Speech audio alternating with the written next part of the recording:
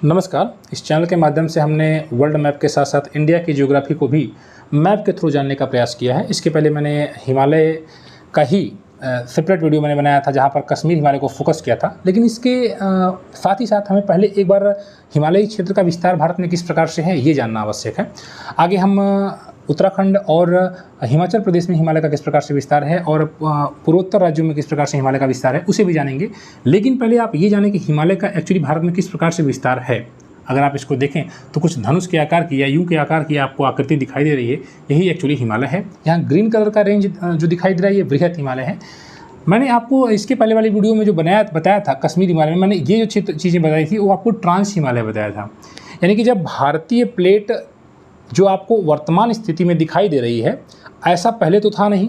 ये पूरा का पूरा भारत जब अफ्रीका में लगा हुआ था, जब अफ्रीका से टूटा और यूरेशियाई प्लेट से टकराया, तो टकराने के क्रम में भारत का यह वाला हिस्सा पहले टकराया और इस कारण से यहाँ पर 3 समानांतर पर्वत श्रृंखलाएँ बनी।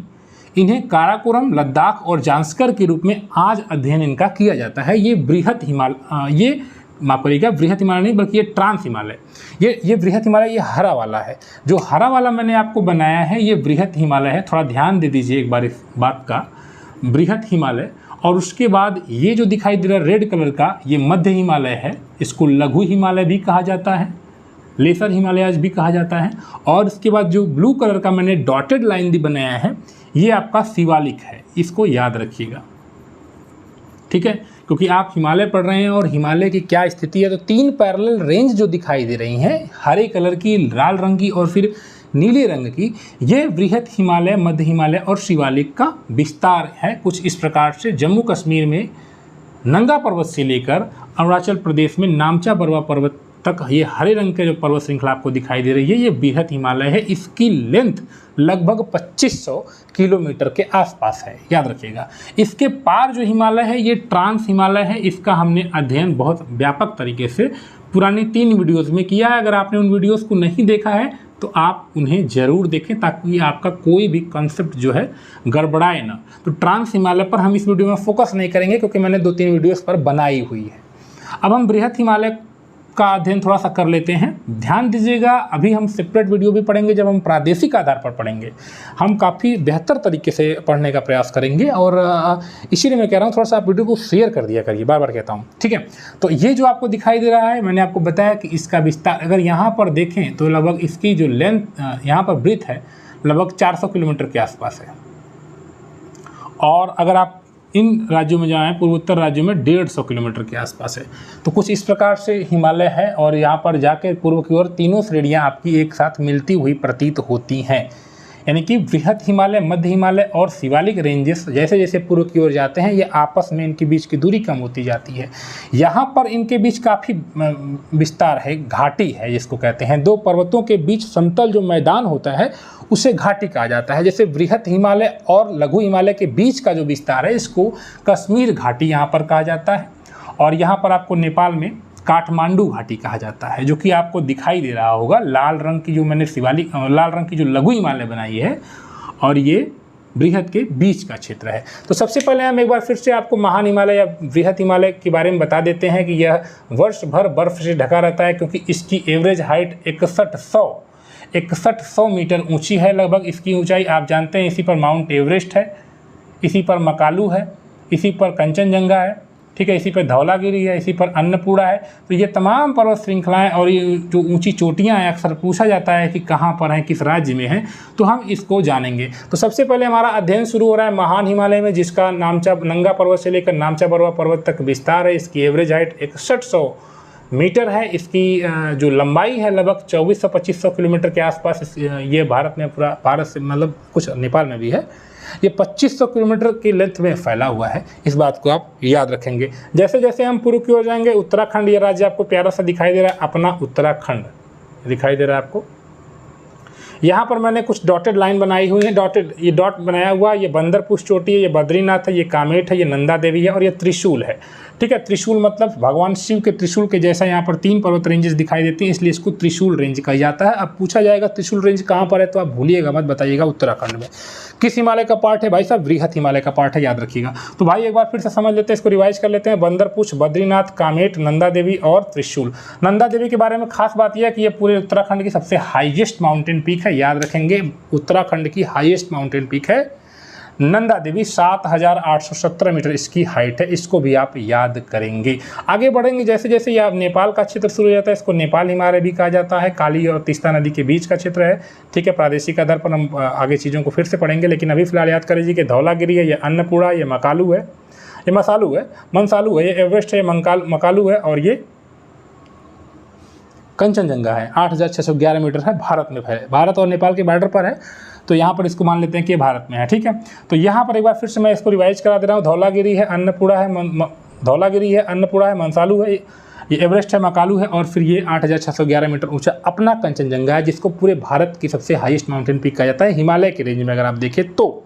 इसके बाद इतने बड़े हिमालय को पार कैसे करेंगे, क्योंकि इसकी एवरेज हाइट 61 मैंने आपको बताई है, कहीं 7,000 कहीं 8,000 मीटर ऊंचे पहाड़ हैं, तो इसको पार करने के लिए कुछ न कुछ रास्ते भी हैं, कुछ नेचुरल पासेस हैं, इनको हमको याद रखना चाहिए। जैसे ये नाथुला पास है, अगर आप सिक्किम में कभी घूमने जाएंगे तो वहाँ पर टूरिस्ट वाले आपको लेकर जाते हैं नाथुला पास के पास, जहाँ पर भारत और चीन के बीच का बॉर्डर भी लगभग उसी के आसपास का क्षेत्र है, तो यहाँ पर आप जा सकते हैं। काफ़ी रोड पर भी बर्फ़ रहता है, तो बर्फ़ को हटाकर वहाँ पर मेंटेन करके पब्लिक को वहाँ पर ट्रांसपोर्ट मतलब घुमा फिरा जाता है, तो आप वहाँ पर जा सकते हैं। नाथुला पास याद रखेंगे। और नाथुला पास कहाँ पर है भाई साहब, तो याद रखेंगे सिक्किम में है। ये आपको जो दिखाई दे रहा है ये सीप किला है, और आप इस राज्य के जान रहे हैं यहाँ पर हिमाचल है, ठीक है। सीप किला को भी आप याद रखेंगे। तो इतना अभी आप बृहत हिमालय के बारे में जान लीजिए, ठीक। अब हम आते हैं लाल वाले रंग में, जो आपको लाल रंग का दिखाई दे रहा है, ये थोड़ा कटा फटा यानी कि रेगुलर नहीं है। जैसे ये हरे रंग का आपको रेगुलर दिखाई दे रहा है, ये रेगुलर नहीं है, ये आपको दिखाई दे रहा है जगह जगह कटा फटा है।